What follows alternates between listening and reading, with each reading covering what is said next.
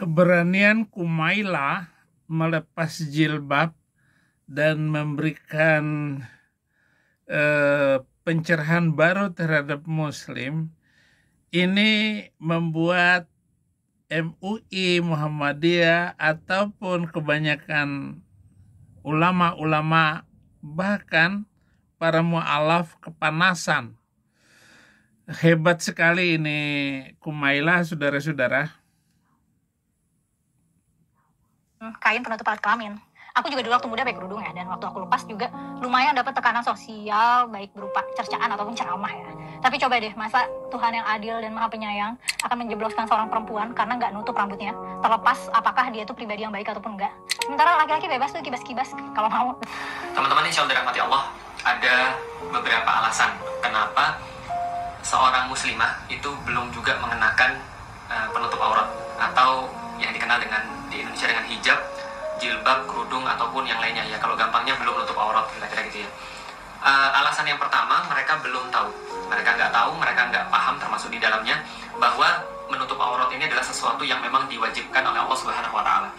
Ada orang-orang yang juga belum paham, mereka rambut itu aurat. Inilah kesalahan ajaran Islam, sangat fatal sekali. Jadi saya beberapa kali membuat tanggapan bahwa wanita itu hanyalah dagangan bagi mereka.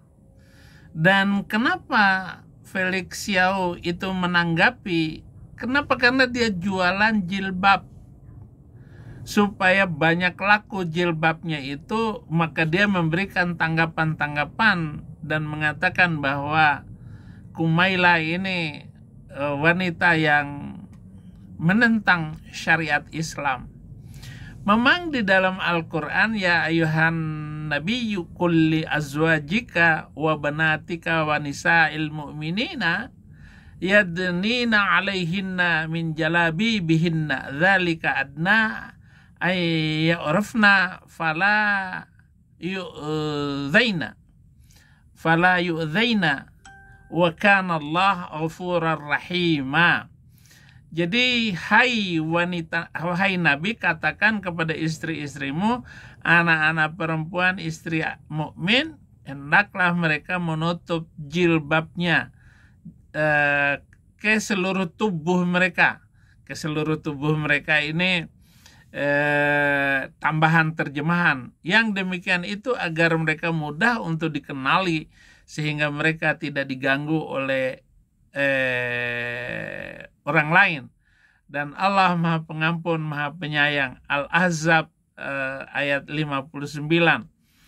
Dalam tafsir tahlili mengenai ayat tersebut disebutkan perintah mengenakan jilbab sebagai tanda pengenal untuk membedakan muslimah dengan budak perempuan. Dengan demikian mereka tidak akan diganggu oleh orang yang tidak bertanggung jawab. Bukhari meriwayatkan dari Aisyah, dikemukakan bahwa Siti Saudah, istri Nabi yang paling tinggi, keluar rumah untuk sesuatu keperluan setelah diturunkan ayat hijab.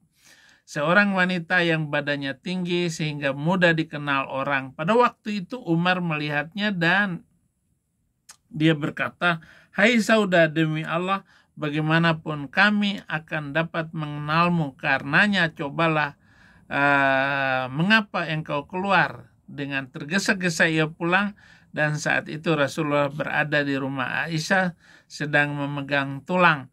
"Ya Rasulullah, aku keluar untuk sesuatu keperluan," dan Umar menegurku. Karena itu ia masih mengenalku. Karena peristiwa itu turun ayat Al-Ahzab 59 tadi. Jadi begitu Felix Xiao.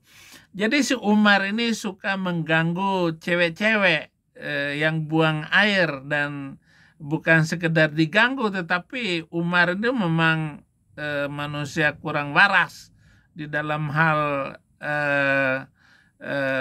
permainannya. Sama dengan Nabi juga, itu sama saja dua-duanya. Surat Al-Ahzab 59 itu, maka bersabdalah, sesungguhnya Allah telah mengizinkan kau keluar rumah untuk sesuatu keperluan. Ibnu Sa'ad meriwayatkan Hasan Muhammad bin Ka'ab al-Qurwaidi mengemukakan bahwa istri-istri Nabi itu keluar malam untuk buang hajat. Pada waktu itu kaum munafik mengganggu mereka dan menyakiti. Hal ini diadukan kepada Rasulullah sehingga Nabi menegur orang-orang tadi. Ya. Jadi memang Arab ini suka sekali mengganggu cewek.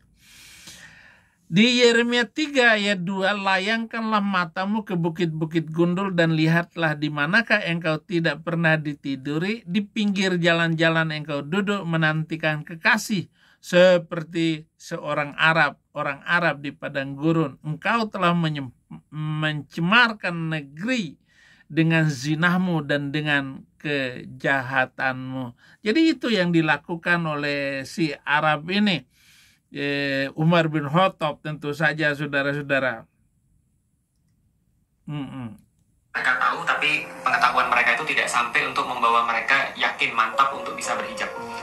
Ini termasuk kelompok yang pertama. Nah, untuk kelompok yang pertama ini, Kepala bukan kain penutup.